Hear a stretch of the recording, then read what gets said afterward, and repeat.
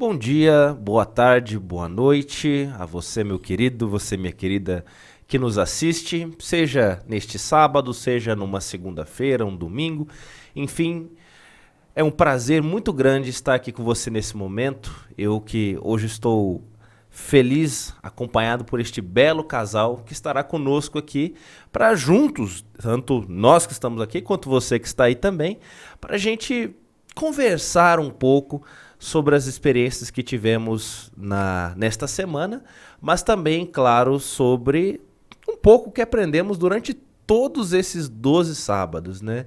É impressionante como o trimestre vai tão rápido. Desde que a gente começou a falar sobre esse tema de administração, já foram 3 meses. Mas eu sei que você está curioso para saber quem que é. Então, está aqui comigo o Yuri e a Alana, ambos são da Igreja Central. Se você vai na Igreja Central aqui de Alfenas, já deve ter os visto lá. Yuri, manda o seu oi aí pro pessoal que está nos assistindo. Fala pessoal, tudo bem? Pra cá, pra lá. Aqui é um arsenal de câmeras, né? É verdade, estamos bem bonitos. Alana, por favor.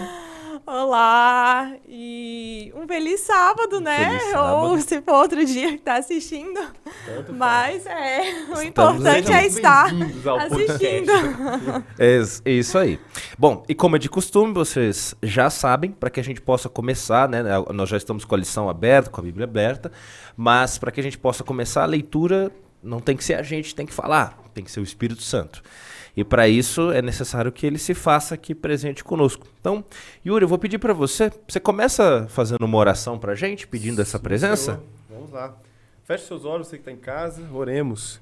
Senhor nosso Deus, nós te agradecemos porque é um privilégio imenso termos aqui diante de nós a tua palavra, que será aberta nesse instante. Iremos aí aproveitar esses momentos maravilhosos, que aprender um pouco mais também sobre o Senhor. E nós gostaríamos que o Senhor se fizesse aqui presente, juntamente com o Santo Espírito, que Ele seja o nosso professor, conduzindo aqui o nosso estudo, bem como nossos amigos também que estão nos assistindo de casa. É isso que pedimos e agradecemos em nome de Jesus. Amém. Amém.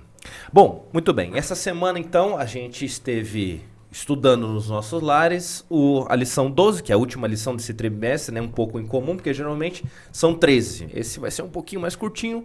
12, com o título Recompensas da Fidelidade. E o nosso verso, que está lá em Mateus 25, 21, é o verso de uma parábola que eu particularmente gosto muito e nós vamos falar um pouco dela mais daqui a pouquinho.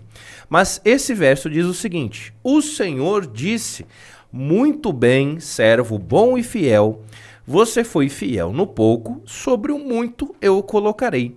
Venha participar da alegria do seu Senhor. E eu queria começar perguntando para aqui, Alana, para você comentar um pouquinho para a gente, que a lição fala justamente de recompensas da fidelidade. Mas a lição fala uma coisa que é mais ou menos o seguinte: se tudo que eu faço aqui na Terra não são suficientes para comprar a minha salvação, que recompensas são essas que eu posso ter se durante esses 12 sábados que a gente esteve falando sobre trabalho, sobre herança, sobre comportamento, todas essas coisas relacionadas a questão material, que recompensas eu vou ter então? O que é essa recompensa aí? Então, essa inclusive foi, acho que uma das primeiras perguntas que eu fiz, né, quando a gente estava estudando.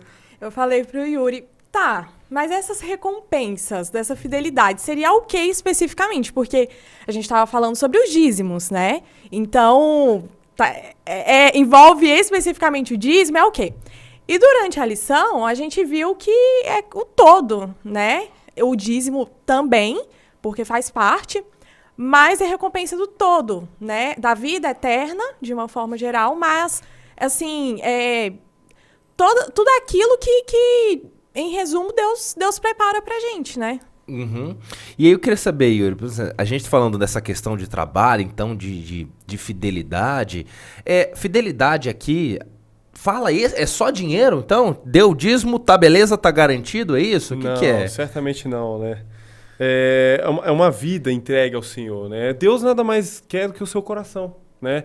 E aí o porquê que envolve a questão do dinheiro, do dízimo, da oferta, que a gente tem falado o trimestre todo? Porque é muito fácil o ser humano amar o dinheiro, né? É a coisa mais fácil do mundo. Desde pequeno a gente é educado assim, né? A sociedade nos educa dessa forma. Uhum. Então, quando a gente coloca uma parte disso, né, saindo da gente, é como se tivesse um pedaço seu saindo, entendeu? Que é o dinheiro, né? Ele é muito importante para nós. Quem fala o contrário tá mentindo, né? Então, quando a gente vê isso, né, saindo de nós, e não só isso também, a questão financeira, mas a questão também dos talentos, né? A questão dos dons, daquilo que Deus deixou disponível para nós, para que nós possamos usar para a obra dele, né? Isso é uma coisa que você falou que eu acho muito legal, que é justamente isso, a questão dos dons. E a gente vai falar um pouco daqui a pouco em relação à parábola, que a parábola usa a palavra talento, né? E tem todo um significado para isso. Mas isso é legal, né? A administração, como a gente estudou todo trimestre, não fala só de dinheiro. Dinheiro é uma das coisas. É importante? Era o jeito que Deus queria que fosse? Creio que não, porque o mundo que Deus tem planejado, a gente não vai ter moeda, essas coisas, né? A própria Bíblia fala que o dinheiro traz muito problema. Mas Salomão também fala que o dinheiro é uma sombra, né? Para quem tem bastante, nossa, a vida fica muito mais fácil. Agora, uma coisa importante, pegando o gancho, é um comentário que eu fiz várias vezes, segundo o Yuri, nessa lição. Mas teve uma vez um sermão de um pastor que ele falou algo muito interessante. O comentário dele foi falando que o dízimo é como se fosse um grau para medir a proximidade com Deus, né? Quando eu tô ali devolvendo o meu dízimo com um coração sincero, isso diz muito sobre a aproximação que eu estou tendo com Deus naquele momento da minha vida, né? E eu vi essa frase, ela me marcou, foi um tempo que eu escutei, mas eu vi isso muito durante as lições que a gente foi estudando, e dessa última eu pude comprovar que, de fato, né, isso faz muito sentido. Tanto que vem essa questão, né, da recompensa e tudo mais. Enfim, só pegando o gancho do que você já falou. Não, mas é isso mesmo. E aí eu queria saber, então, o meu trabalho aqui, e aí que vem essa questão é interessante, porque a gente fala assim, eu acho que todo mundo, eu já fiz essa pergunta algumas vezes, não aqui, né, mas na igreja, nas classes de jovens e outros lugares, que é sempre assim, a gente que vai para a igreja, e aí não interessa se você é adventista, qualquer outra denominação, você que é crente e acredita em um céu, e a maioria das religiões, até as que não são focadas em Cristo, acreditam que tem algo além. Algo além. O nosso trabalho aqui sempre é pensado na recompensa. A ideia é a gente ir pro céu. Ninguém passa o que passa aqui pensando, não, eu vou fazer tudo isso e no final eu vou pro inferno. Não é isso. Mas aí que tá. Esse trabalho, essa fidelidade, se eu trabalhar exclusivamente só pensando, eu vou fazer porque aí eu vou pro céu. Isso, será que me caracteriza, Yuri, como um administrador fiel? Será que eu trabalho exclusivamente pensando como a gente faz aqui na Terra? Para que a gente aguenta o trabalho da gente? Porque no final do mês eu tenho que receber. Eu tenho que receber. É esse o espírito desse cara fiel que a Bíblia fala? Você tocou num ponto muito importante que a lição falou, que envolve o quê? Graça e obras, né? A graça é um presente de Deus. Então, assim, Deus nos dá, Ele promete essa recompensa, não porque a gente merece, mas porque Ele é bom. Eu quero dar pra você, entendeu? E a graça nada mais beleza, né? A gente tem a fé e tudo, mas é uma resposta, né? A fé, ela exige uma resposta do adorador. Eu tava comentando isso com ela, né? Então, assim, como o Tiago fala, né? Me mostre a sua fé sem as suas obras. Então, a obra, ela é meio que um regulador. Então, se a gente aceita Cristo como nosso Salvador, a gente vai querer fazer alguma coisa por esse reino, entendeu? Porque esse reino é especial para nós. O nosso coração está entregue. Então, Senhor, por favor, guia minha vida e aí seremos recompensados. Não porque a gente fez algo de bom, porque tudo que a gente faz de bom vem do Senhor, mas porque Deus é bom e fala assim, eu quero dar para você, meu querido. Mas não dá para eu ser bonzinho, Alana, e fazer um monte de coisa e me salvar? Não dá para fazer isso? O que a Bíblia fala nesse sentido, então? Então, esse ponto, eu tô tentando lembrar aqui que dia foi. Foi o de domingo, Acho né? que é domingo. De domingo. Que a gente achou muito interessante exatamente essa frase. Ser recompensado pela fidelidade, no entanto, não é o mesmo que salvação por obras. Qual ser humano tem obras boas o suficiente para obter mérito diante de Deus? Essa frase, principalmente. né? Ok, eu fui lá, ajudei alguém, né? Sei lá, dei uma cesta básica, por exemplo.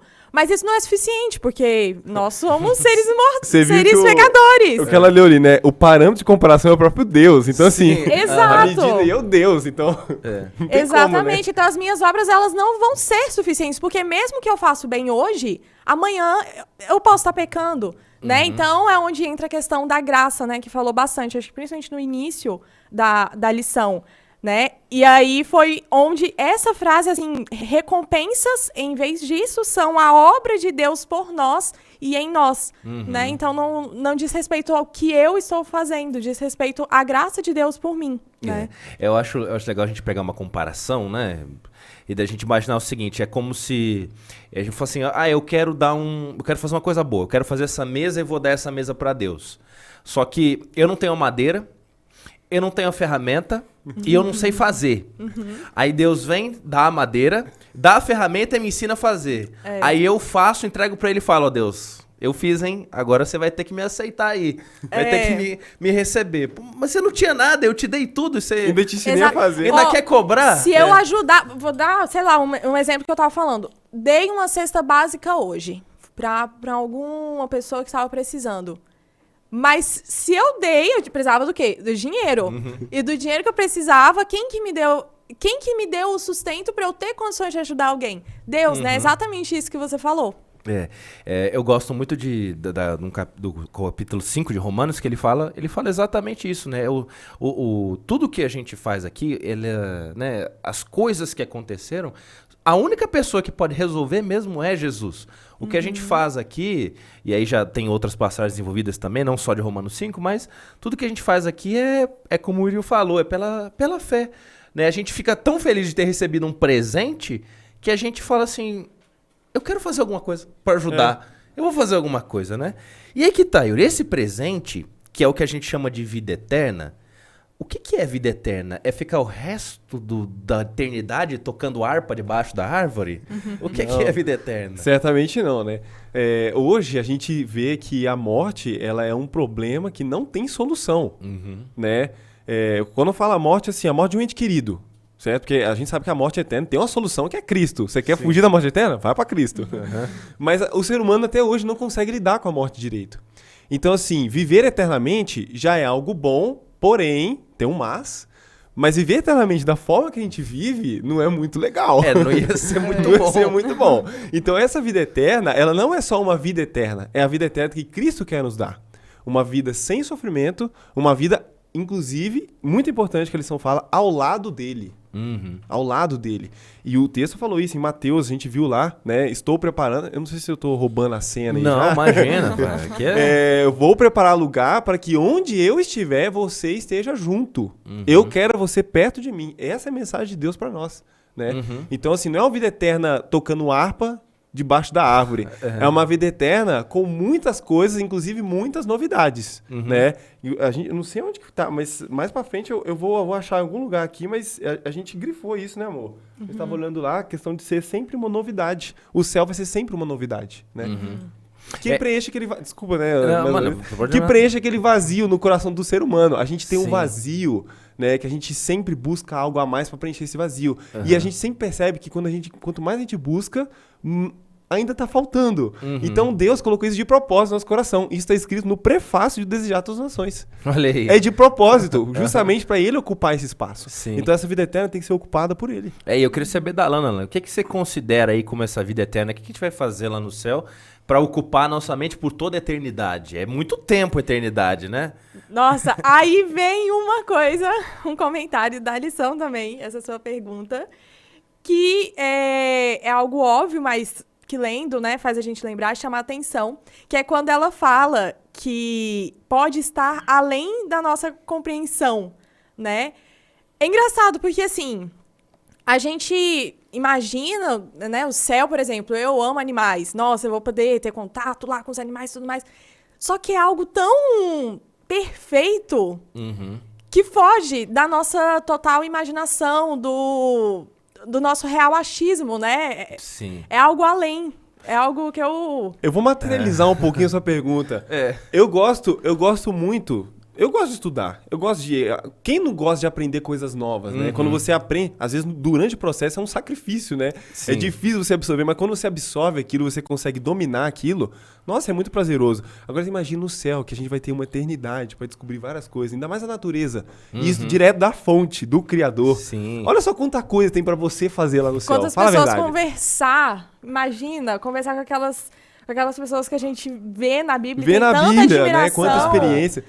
E aí tá limitado naquele espaço de texto e teve muito mais coisa, Com né? certeza, né? O que tá resumido em 2, 3 linhas, na verdade, demorou às vezes 5, 10 dias pra acontecer o que o cara passou. E eu particularmente, assim, a gente, obviamente, não deve ficar assim perdendo muito tempo com isso, porque o mais importante do que saber o que tem no céu é chegar lá. Porque quando você chegar lá, aí beleza, aí você descobre lá. Mas eu acho interessante a gente pensar nisso, porque isso também tem um pouco da questão terrena. Como a gente é um ser material, físico, e a gente vive muito pouco, especialmente se você pegar as pessoas na Bíblia, assim, um período curto de tempo, que é 6.000 anos atrás, as pessoas viviam 800 anos. Então, hoje você viver 80, a gente tem muito pouco tempo para fazer as coisas. E a gente quer respostas, o mais rápido possível. Mas se você imaginar, o céu não vai ser um lugar parado, né? Esse que é o negócio. E não tem, quando a gente fala céu, a gente pensa na Terra, mas não tem só a Terra. Tem outros planetas, tem as coisas que os anjos vão ensinar, as coisas que o Jesus vão ensinar.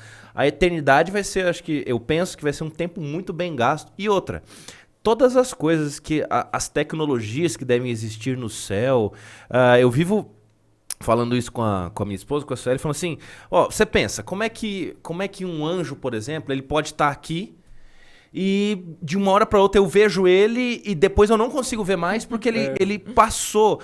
E a gente sabe, quando a gente estuda, né, semana passada eu comentei sobre, eu gosto muito de estudar sobre espaço. Então espaço tem a ver com dimensão, então quarta dimensão, quinta dimensão, essas coisas. Cara, como é que vai ser aprender isso? Quanto tempo a gente vai demorar? E claro, essas coisas levam tempo, né? Só o próprio milênio, veja, são 1000 anos. E esses 1000 anos é só pra quê? Só pra gente ver por que eu fui pro céu, ou por que fulano não foi pro céu, ou por que fulano está no céu. Então os primeiros 1000 anos, que já é um baita de um tempo, é só pra gente saber por que tá lá. Fora os outros. É muito difícil imaginar isso. Então, é um registro completo ali de 1000 anos, né? Sim, é muita coisa. Então, realmente, a vida eterna será, acho que a gente pode, né, sem dúvida, crer que vai ser um presente, assim que, como você falou, é um dom que não tem por onde, né? Não tem como a gente comprar isso de nenhuma maneira. Mas, vamos continuar. A gente, obviamente... quando a gente for pra lá, a gente não vai viver ao relento, né? A gente não vai Pode até ser que a gente tire um cochilo na grama, aqui ali, durma debaixo do ar, mas a gente vai ter uma casa. E essa casa a gente chama de Nova Jerusalém. Como é que é essa Nova Jerusalém, Yuri? O Apocalipse 21 fala um pouco sobre isso, mas o que você tem pra trazer pra gente aí? Eu não vou falar especificamente da Nova Jerusalém, mas tem a ver o que eu vou falar. Eu tava comentando isso com ela hoje também, né? É muito legal que o que Deus vai fazer. Quando a gente vê lá em Apocalipse 21, a descrição, a gente, né, tem ali uma pálida ideia que o João tentou colocar no papel. Ele tentou escrever ali. Ele escreveu, mas não tinha jeito, né? Mas uma coisa que eu me pego refletindo às vezes, que aí entra no que eu te falei, na questão estou preparando lugar para que onde eu esteja, vocês estejam também. Aí eu lanço a pergunta para o pessoal de casa também.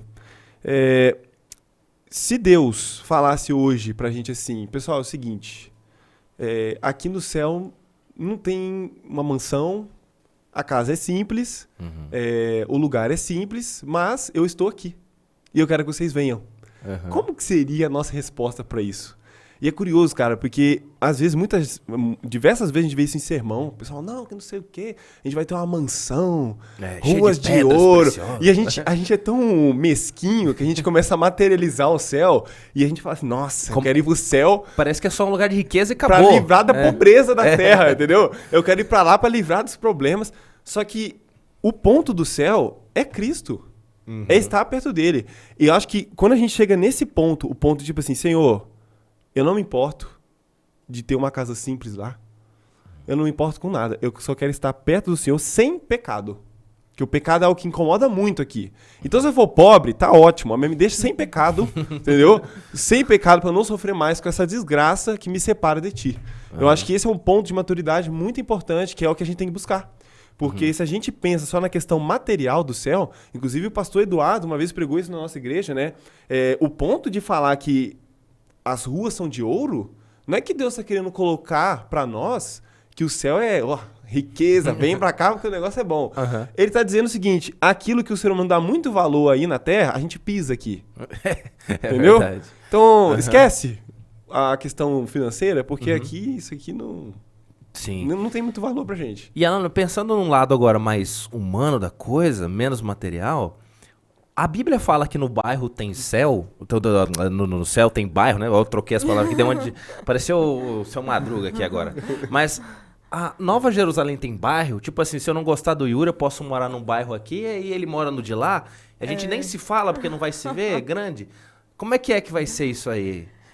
No caso, isso eu penso que é o que vai fazer muita diferença para nós. Na verdade, isso faz muita diferença para nós como cristãos, né? E isso diz muito sobre nós como cristãos e sobre o nosso desejo de ir para essa Nova Jerusalém.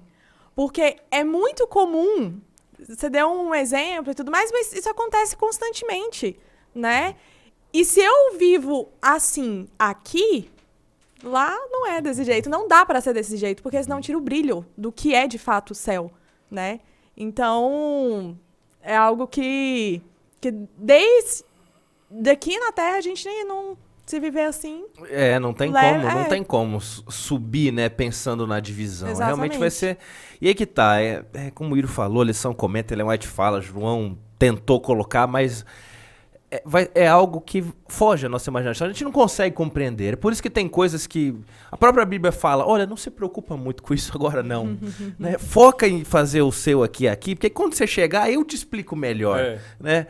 É isso aí. E tem uma, né, falando aqui um pouco sobre agora Nova Jerusalém, mas passando um pouco para frente, tem uma parábola que é talvez uma das parábolas mais usadas quando a gente fala de dinheiro, posses, dons, essas coisas, que é a parábola dos talentos, que está lá em Mateus 25.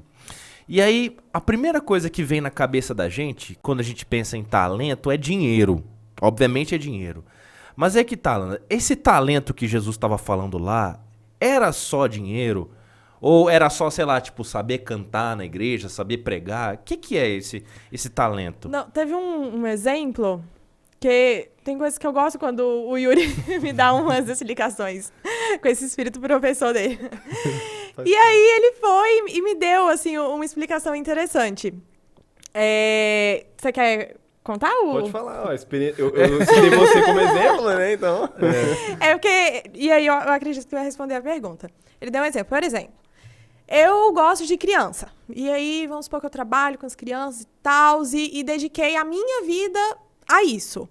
E aí chegamos lá no céu e crianças que cresceram, enfim, se batizaram e seguiram, né, na vida cristã, permaneceram firmes e tomaram a minha pessoa como uma boa influência. Como um exemplo constante, né? Acredito que todo mundo que cresceu na igreja deve que tem alguém que sempre olha como exemplo, né? E aí é o que você termina de contar essa parte. É a questão do investimento. Ela investiu, digamos, um tempo, aquilo que Deus colocou na vida dela, ela investiu e tá lá os frutos. Ou seja, antes era só ela que tinha a palavra, agora são, sei lá, 5 crianças, ou seja, multiplicou. E aí tem aquilo que você contou, né? Aí chega no céu, e aí vamos supor que uma das crianças pega e fala. Aquela frase que você falou?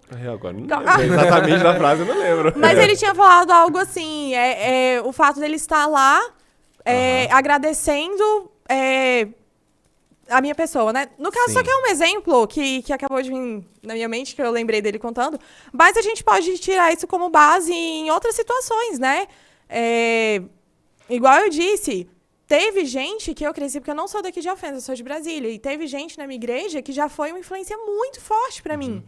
E a gente pensa que não, mas às vezes lá na frente, na minha vida hoje, em momentos de desânimo, eu olho pra essa pessoa e, nossa, essa pessoa foi uma boa influência pra mim. E isso que ela fez por mim, isso que ela fez por outras pessoas, também diz respeito, né, a essa questão dessa parábola. É realmente. E uma outra coisa que eu acho interessante, Yuri, se a gente vai lá no final da Bíblia, então, inclusive foi lá só para ver se o número estava certo mesmo, essas Bíblias aqui, elas têm no final a conversão das unidades.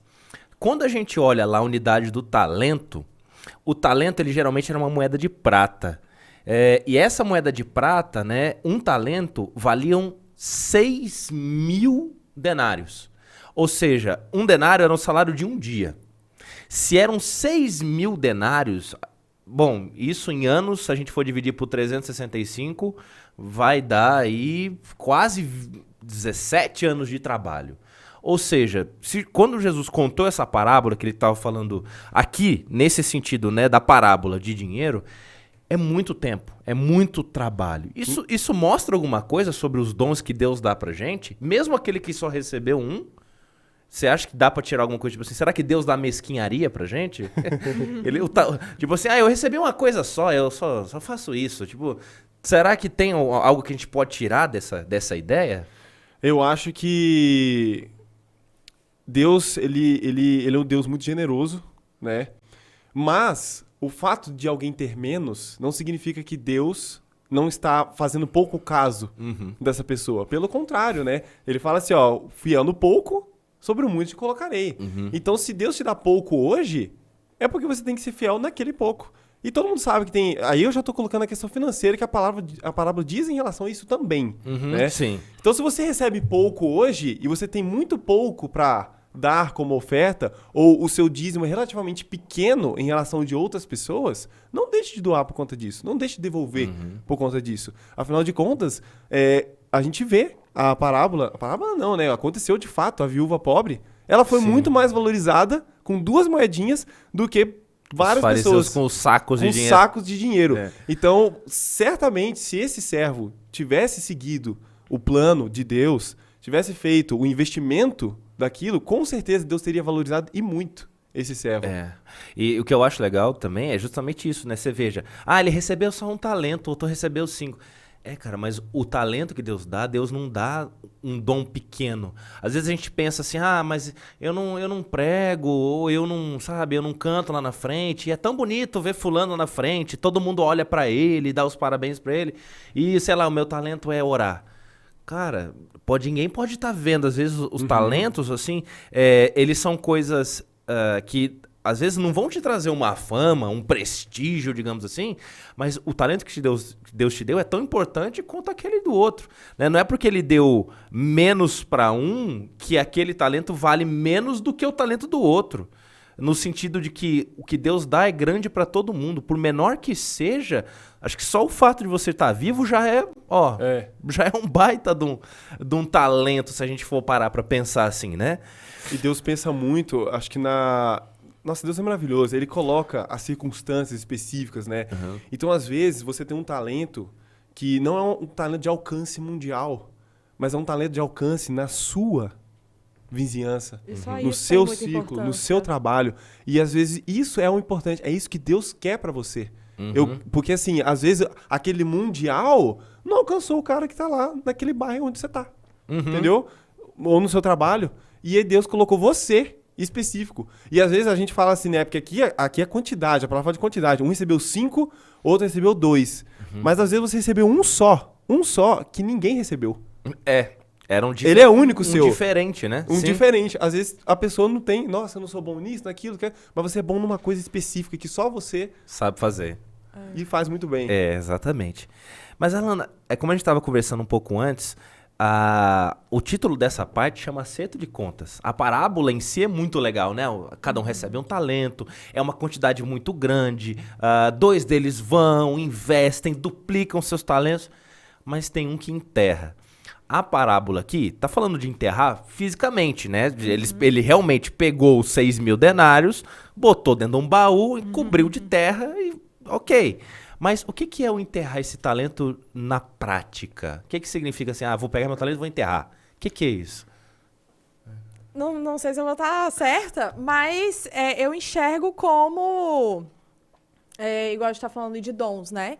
É o fato de eu ter algo a ser útil na causa de Deus, por exemplo, e não utilizar. Escolher não utilizar. Escolher simplesmente não fazer nada, não fazer aquilo que está na Bíblia, por exemplo, ajudar os pobres, ajudar na causa de Deus, na palavra de Deus. Enfim, talvez esse ponto de vista tá certo. Isso aí, é isso que eu queria saber, Yuri. Será que eu posso enterrar o meu talento mesmo usando eles? Se, tipo assim, se eu usar o talento que Deus me deu só pra mim, isso também configura como enterrar o talento? O que você acha? Ah, com certeza, né?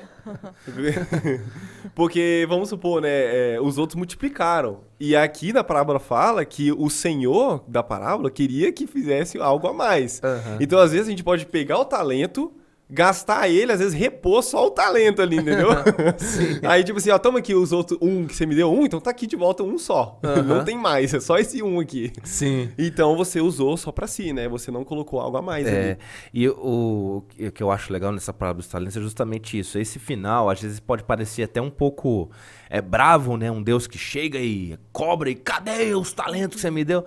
Mas quando a gente para pra analisar realmente, o que Jesus estava falando aqui é mais ou menos isso. Fala assim, olha, eu te dei tanto, mesmo que só recebeu ele recebeu tanto. Você tem de sobra, mas você não se dá assim, você não se deu o mínimo de trabalho, porque quando Jesus fala assim, você não deu nem pros banqueiros tentarem aplicar juros, é tipo assim, cara, você não fez um mínimo para tentar ajudar os outros. Eu te dei tanto e você não quis repartir. E aí entra naquela questão, né? Como é que eu posso deixar uma pessoa que não quer fazer nada, que não se dá bem, que vive brigando, entrar num lugar de perfeição, que é o que a gente leu no verso, né? O muito. Se quando eu te dei um pouquinho que é fácil, entre aspas, fácil de administrar, você não moveu uma palha. Deixou lá escondido. Deixou lá escondido. Como é que funciona isso? E, né, pra gente já ir finalizando, que o nosso tempo, né, já tá acabando, a parte de quinta-feira, o título pra mim é sensacional, que é Olhando pra Recompensa. Nos Estados Unidos, né, na Inglaterra, os países que falam inglês, eles têm um ditado que é o Eyes on the Prize, que eles falam, né, que é sempre o olho no prêmio. Então você tá aqui trabalhando, você tá aqui fazendo, mas você tá sempre com a mente lá.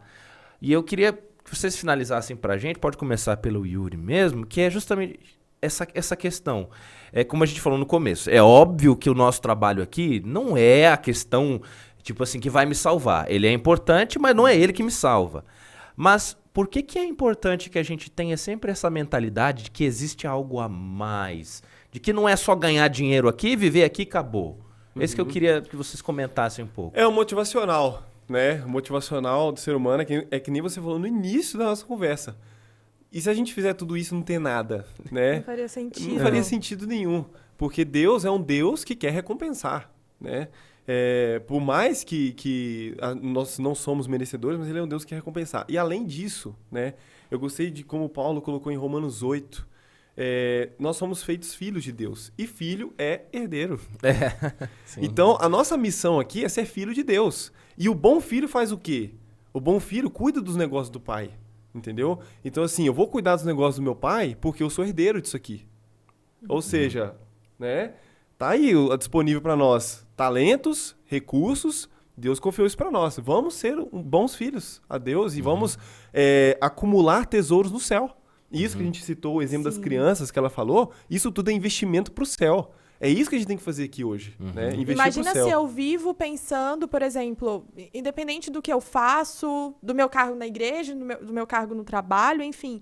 Imagina se o meu objetivo é esse, né? Nossa, por onde eu for, vou plantar uma sementinha aqui. Por onde eu for, eu quero fazer a diferença aqui.